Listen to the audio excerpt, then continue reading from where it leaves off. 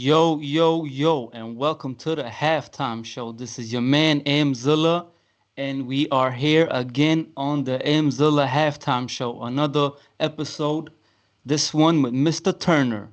What's up, Mr. Turner? Hey, thank you for having me on the show, man.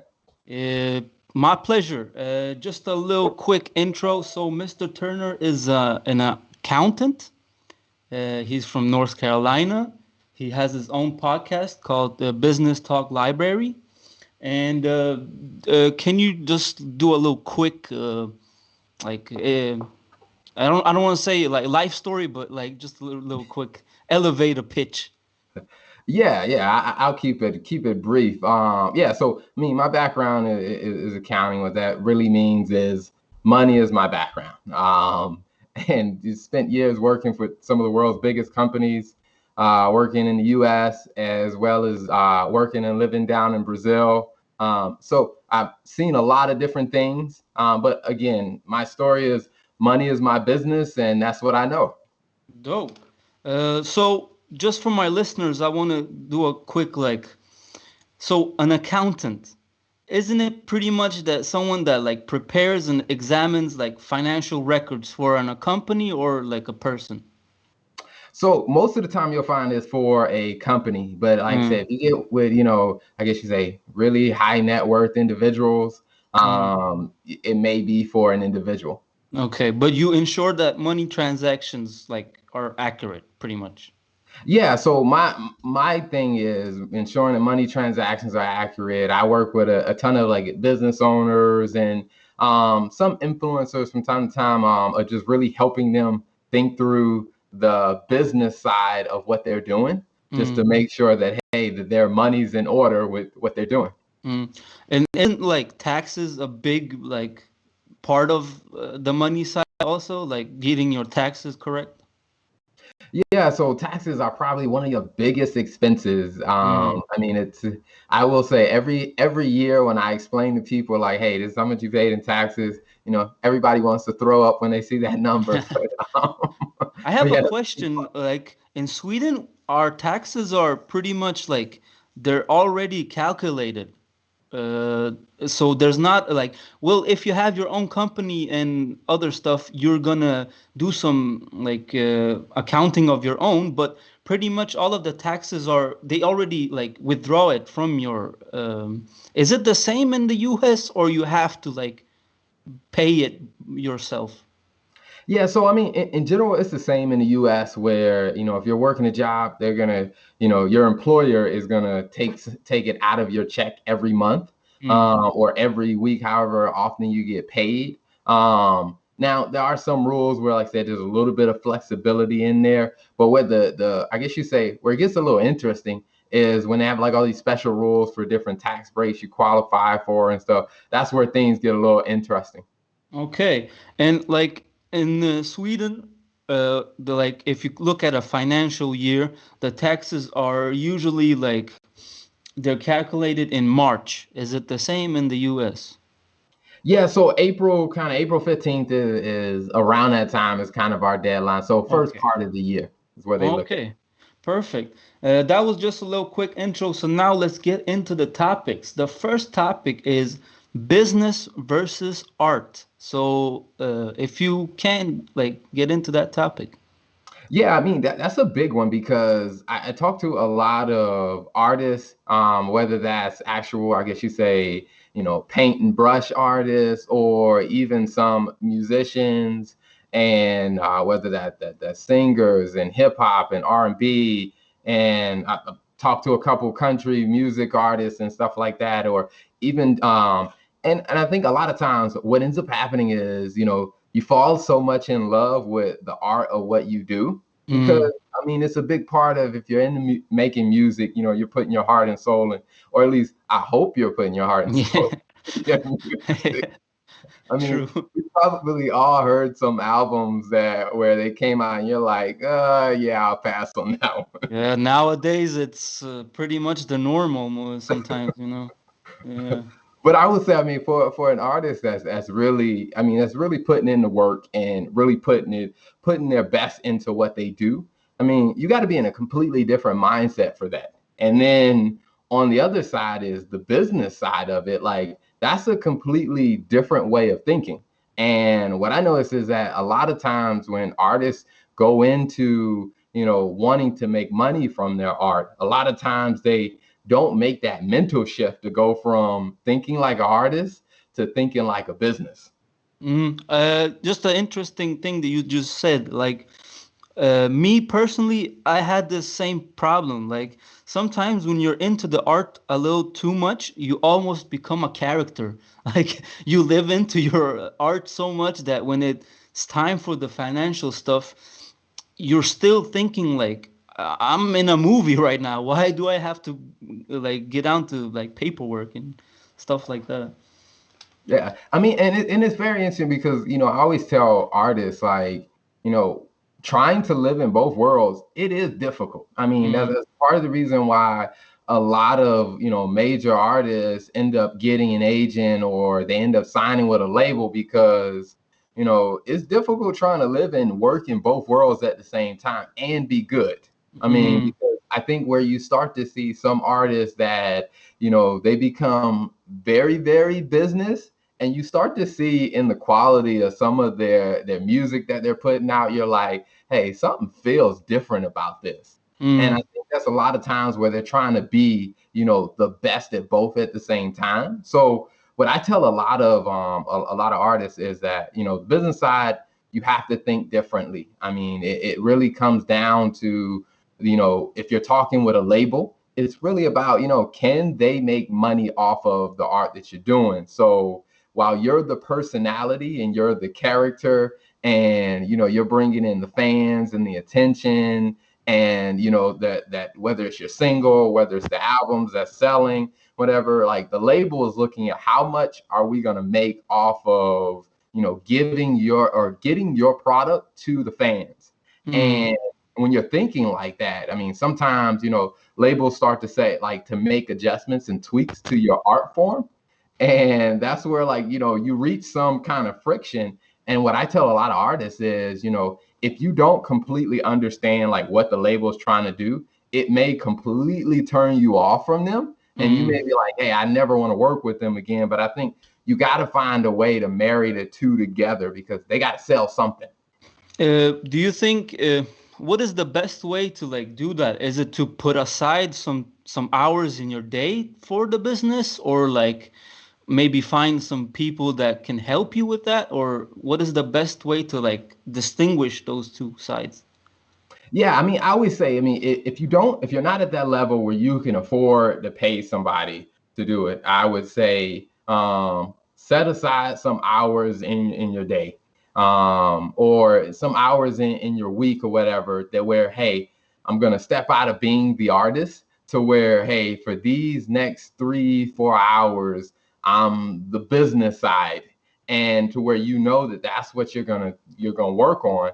And I also think even if you can't afford to like pay somebody to do it full time, it's like, you can find somebody that understands business and have an hour, 2 hour conversation with them and just ask them, hey, what are the things I need to be thinking about? So that, hey, that 4 hours or that 3 hours in that week, you're thinking about those things. And then when you're done, you can go back to being hardcore into your art form. Uh, Perfect. I just want to do a quick shout out to Jay-Z, Master P, rest in peace, Nipsey Hussle, because these type of people have made like the business side a lot more like interesting and also important. It is really, as Mr. Turner said, like a few years back, even like 5 years back, the business side of the music was really not even talked about or discussed. So shout out to all the artists that are like telling us and rapping about ownership and all that stuff, because uh, one of the most important things is to like shine, get uh, put a shine to the business side and also making it cool. Like you got to make it cool to have your numbers right in a way.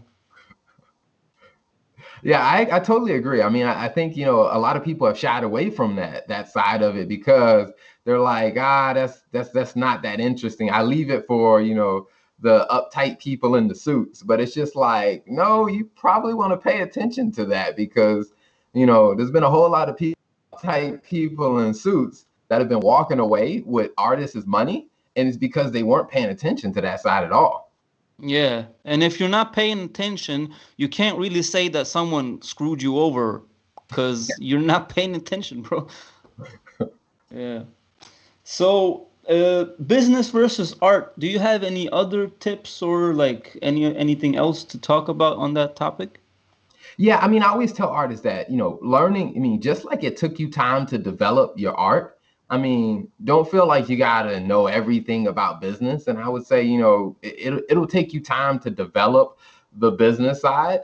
And I would say, always, learn a little bit at a time, whether it's, hey, you're learning about, copyrights and stuff like that, like who holds the rights to your music. And you're learning about, hey, different streams of revenue, whether it's selling your music, or whether it's doing appearances, or whether it's, influencer marketing, or whether it's, making beats, or making, whether it's music or jingles for different commercials. It's like, use your art to do a bunch of different things, but, learn little by little. And I think you'll be able to stack up your knowledge on the business side and really be able to make a good living from it. So yet again, knowledge is power. The more knowledge you have, the more you're gonna do good, I guess. So yeah, the next topic we talked about was labels and advertising with labels. What do you have to say about that? Yeah, I think when it comes down to labels, where I talked to, because even my brother went through that process when he was in Japan, and he was rapping, signed with a local label when he was out in Japan, and some of it we learned kind of the hard way, of seeing him go through that process of, the contract matters. Like when you sign with a label, understand that the label's investing in you, because they're seeing what the benefit is for them. So I Mm, would always tell people, I mean, if you're going to sign with a label, understand that the label isn't just signing you for you to do your thing. They're going to have some demands, some requests of you. And so you got to make sure, are you even cool with what they're asking from you? And if yeah, not, hey, you probably need to look for another label. yeah, and I just want to say, wow, Japan, awesome. But yeah, advertising is probably the most expensive part about marketing too. So labels are probably like very strict about how they're gonna advertise their artist and their product. So when you sign that contract, one of the most important pieces are probably like you're signing onto like the advertising and the marketing strategies. So you have to comply. Yeah, definitely. I mean, because I think that's where a lot of artists kind of get into trouble, is where they didn't understand that, hey, these were the expectations that the label had. Like the label is trying to market you as this type of artist. Oh Like wow. here's your Yeah. backstory that they're trying to sell to the world. And while they're trying to sell that story, if you're out doing something completely different in your life, it's just like from their perspective, it's like you're killing the story we're trying to create. So I always tell artists, have a conversation up front about what that story is, to make sure that you and the label are on the same page about it. Because one is, you don't want them creating a story that doesn't actually match who you are. And you don't want to be out doing things that are intentionally damaging your story, because if you're kind of, I guess I call it like living two different worlds, being like two Mm, different people, like the label says you're this person, but really you're somebody else. I mean, it hurts your ability to do paid appearances. Because if you're not, like, I guess it's almost like if you think about watching a movie, I mean, if you watch the preview of a movie and then you watch the real movie, you're like, this is nothing like the preview. And that's what ends up happening for a lot of mm. artists. Like if you don't match the story, when people hire you to do a show or something, they're like, you might be good, but you're not what I expected, which means they might not bring you back. Yeah, on this topic, I got the word, I got the word sellout. Like it stuck in my mind because usually when artists like sign these deals, the fan base like we'll call them sellouts because they will be marketed in a different way, and they're gonna see their artists like advertised in a way that they're not used to, and they'll be like, "What the fuck? What is this? Is this like, is he selling out?" But it's not really selling out. It's doing what you're like, what you have signed for, pretty Yeah. much. Yeah, Yeah.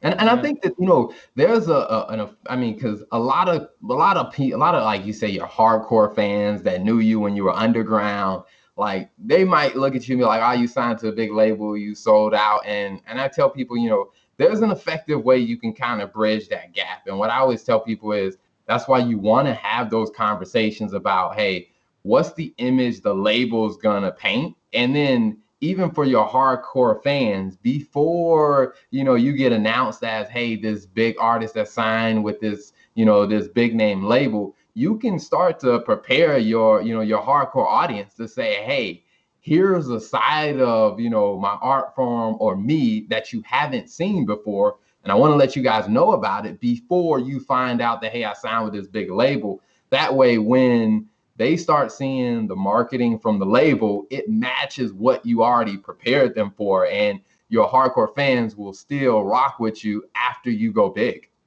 That was a very good tip. That was really good. Like, if any artists are listening to this live or later on, listen, just really listen to what Mr. Turner is saying, because some of these keys might help you, like, just do your business in a correct way and still have your fan base at heart.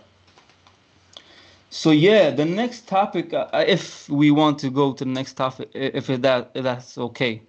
Yeah, Yeah. that's cool. That's Yeah.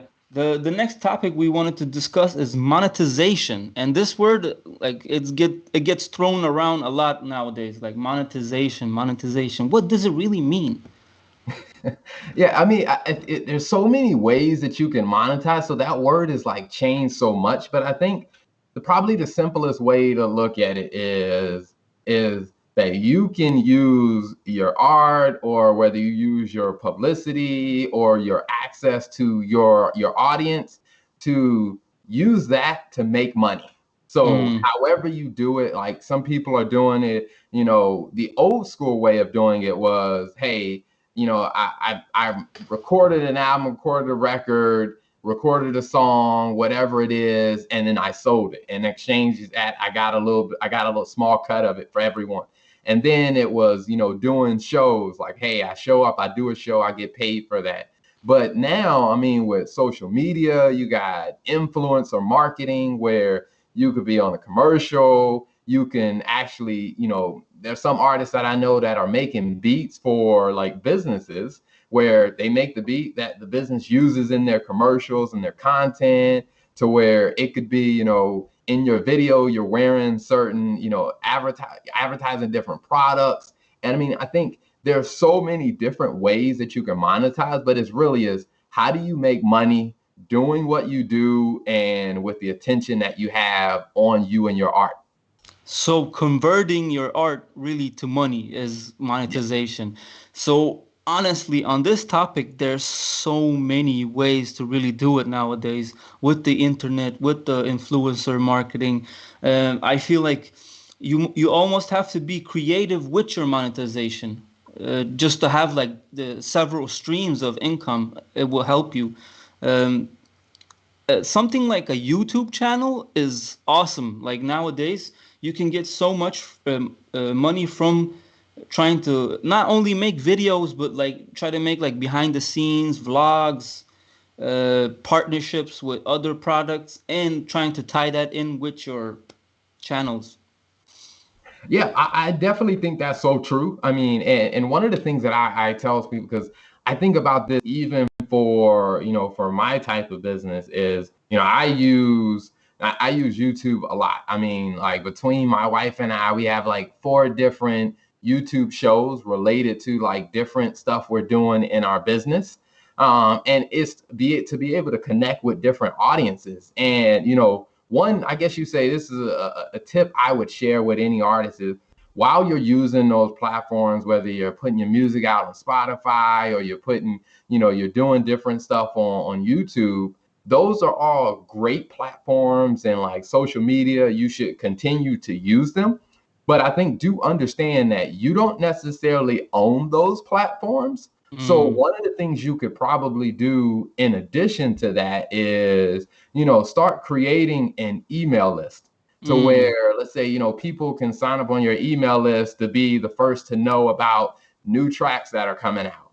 Or what I've even told some people is, on YouTube, you can actually, like, if you have a YouTube channel, you can create an unlisted playlist so that only people who have that link can see that. So what you mm, could do with all the people who join, let's say like your email list, you can create private videos that you put on YouTube in an unlisted folder so that only those people can see it. And the reason why is because if something happens to YouTube, you would lose that connection with those people. But if you have their emails, then you'll always have that and you can protect your opportunity to monetize. so emails are still like the most secure way to like have some kind of connection with people still. Yeah, I would say between email and text messages or phone numbers. Now, like I said, people are probably a little bit more easier about giving you their email than they are their phone number. Definitely. Some people are, they don't care, but I think in general, people are a little bit easier on the emails, and people don't realize like a lot of money is still being made through email. I mean, through just sending people, let's say, once a month, you talk about, hey, here's the new projects that I'm working on. Like, people who get my email, you guys get the exclusive first ones to know. Like, people love being the first, especially when it comes to artists. Like, they love being the one that can talk about, hey, I knew that before everybody else did. Mm, And if you have that type of connection with them, it also makes it more attractive if you're trying to sign with a label or you're trying to do a deal to be able to say, hey, I have X number of people in my email list. So when you sign me, you're signing, I got proof that I already have a fans and following, which means you can demand a higher price when they want to sign you. mm. So yeah, audiences like building an audience, building a fan base, but it's still like trying to put a lot of people together in one like group. I think honestly, it's tough sometimes to grab people's attention because they might be a fan for just a month or a week, but next month there's something else comes. So how can you like grab their attention again? Is it to like keep dropping stuff and keep like sending them, or what do you think? Yeah, I mean, I think, yeah, I mean, the attention span of people is getting shorter and shorter, and I think because people have so many options of what they could be doing with their time. And I mean, if you think about it, like, every post on social media is just pretty much saying, "Hey, stop what you're doing and look at me." Mm, So every commercial is doing that. I mean, so everything that you're hearing is trying to grab your fans' attention. So one of the things that I tell people is like, it's just a reality. You're probably not going to be able to stop your fans from hearing other stuff. So the best thing, one of the good things you can do is you can show up where they're listening. And mm, what I say a lot of times is you don't necessarily have to hold their attention for an hour. I mean, where it may be, 60 seconds to 5 minutes where you're talking about whatever, whether you're showing up as a guest on somebody's podcast, or you actually just release a little small piece of a new track that you're working on, or an old track that you're working on, or just release. Some people I see releasing videos of them listening to stuff that gave them inspiration when they first started. And I think people will continually see you and they'll continually build that connection with you to where, hey, they know that, hey, I go here when I want to connect with, somebody that I'm really feeling or I'm really vibing with. And I would say, I mean, don't think long form. Just how do you break it down, what you're already doing, and just give it to people in smaller chunks. I would also like recommend that try to put some honesty in everything you do. Like being real and honest, there's like something about that always like captures people because it's such a like essential feeling. Like it really connects with people that you're honest or you're real, and they might like forget you, but they'll remember the honesty. Yeah, absolutely. I mean, I think that's so true. And I mean, because I think people gravitate to things that they see themselves in. So, Mm, like I said, in your as you're sharing honesty, when people see their story in your story, they're like, "Hey, yo, we're the same. Like, I get you. He understands me," and so yeah. people are more likely to follow. And I even tell people, even in the different videos and the stuff that you're doing, as you're putting different stuff out, even when I tell people, like, if you're creating videos, look at the stuff around you, like, the things that I have on the wall. Like, I will say, like, when I record my show, this painting on the wall grabs so many people's attention that it just stands out to them that they remember it. Yo, you know what's funny? When we had the Skype chat, I was like, "What is that painting?" Like, I was thinking, has he painted it himself or is it some? That's really interesting that you said that because that was exactly what I was thinking when we had our Skype chat. My eyes like connected with that painting. Wow. Yeah, so it's Yeah. like those little things people remember, like you said, being honest, and then just little things like that that you don't think about, but it catches people's attention. They remember it, and which if they remember that, they'll connect and remember you too. Mm. So now I want to do a little quick recap.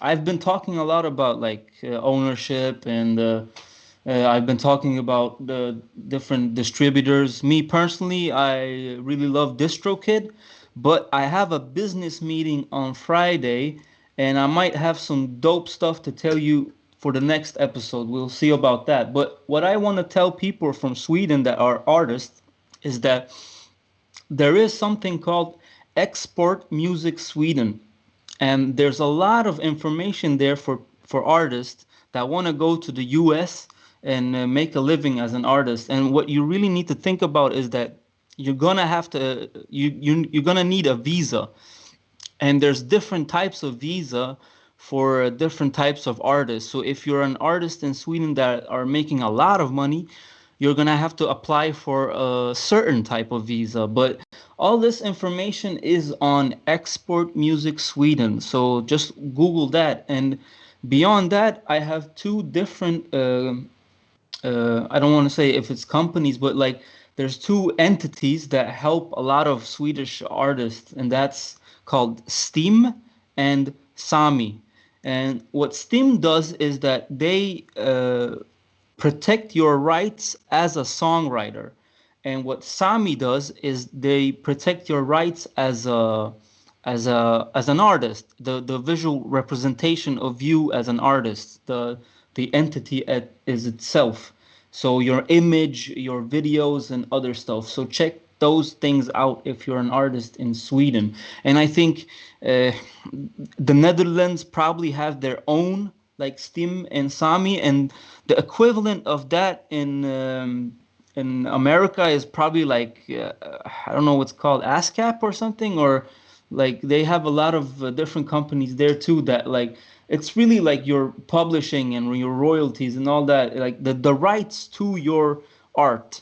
So those things are very important because sometimes uh, they can like bring in money for you. You just have to like connect with them.